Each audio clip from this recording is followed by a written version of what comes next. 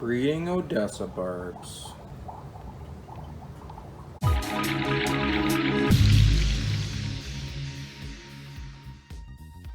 I'm going to attempt to do here is remove my male and female Odessa Barbs from the 55-gallon tank and move them into a tank to see if I can get them to breed in there. So the tank I want to try them out in is this 10-gallon tank that I put a whole bunch of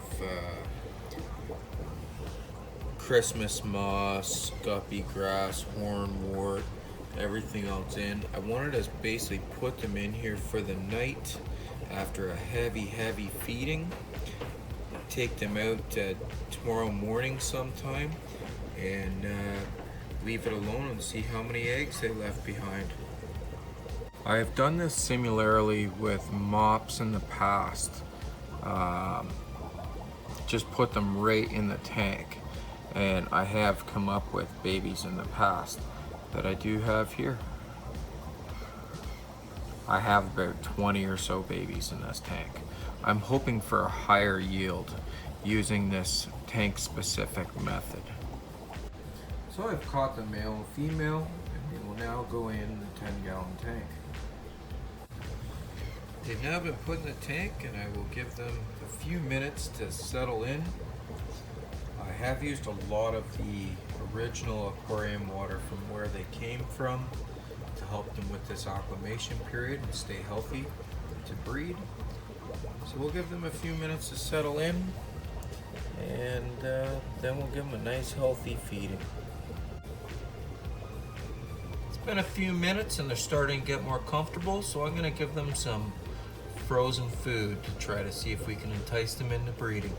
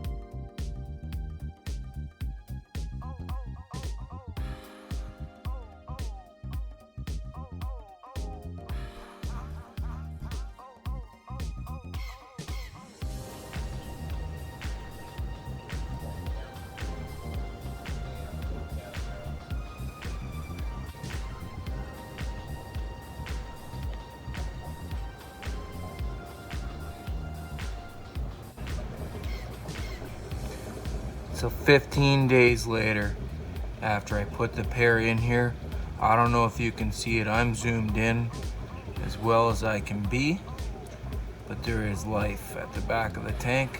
I can see a fry. Not saying fry haven't been here before 15 days. This is the soonest I've seen one.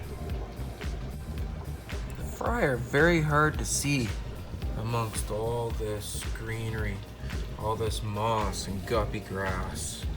Everything you see here makes it very, very hard to see these little fry, but I have seen life, and that tells me that we're successful to some level. Don't know what level that is yet. Don't know how many fry are in here, but we will keep our eyes open over the next few days. Now, all this makes it so hard to see fry, but it is so beneficial for fry too. This is a huge food source for them. All the microfilm, microorganisms, and everything that grows on this guppy grass and moss.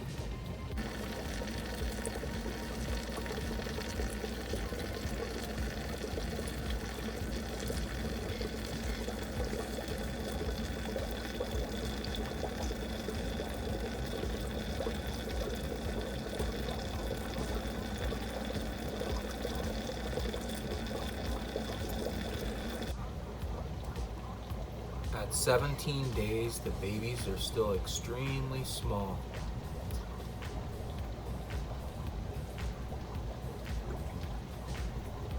But I have enough evidence to tell me that things were successful.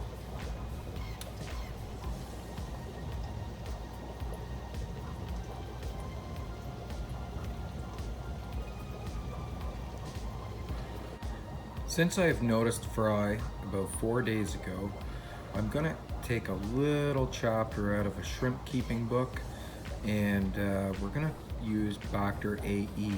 I've used this on a previous spawn and it worked well. Basically what I'm trying to do is create bacteria to make biofilm to make food for the babies. As you've seen, the babies are super tiny, and sometimes normal food just isn't small enough for them. So this is going to create biofilm on all the plants you see in the... And the Bacter AE will make this all beautiful food, and it's already started. I do supplement their food a little bit, but essentially at this size, I let them graze on the biofilm in the tank.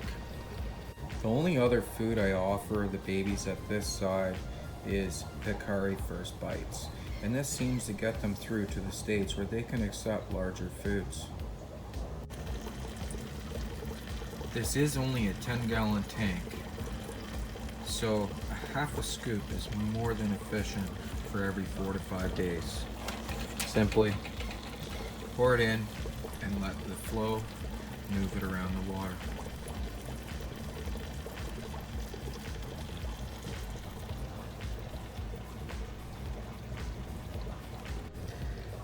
They are very hard to find, but I am keeping a couple of small ancestress in the tank to help clean up with any uneaten food.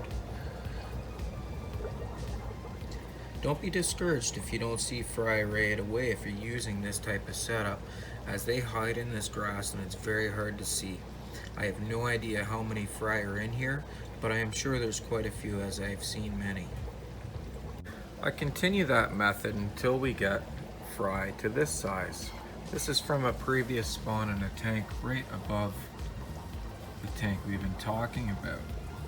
This method of using a couple of baby ancestress in the tank for uneaten food has worked very well, and I have quite a few fry in this tank. These fry were born at the end of January, and this is how much they've grown.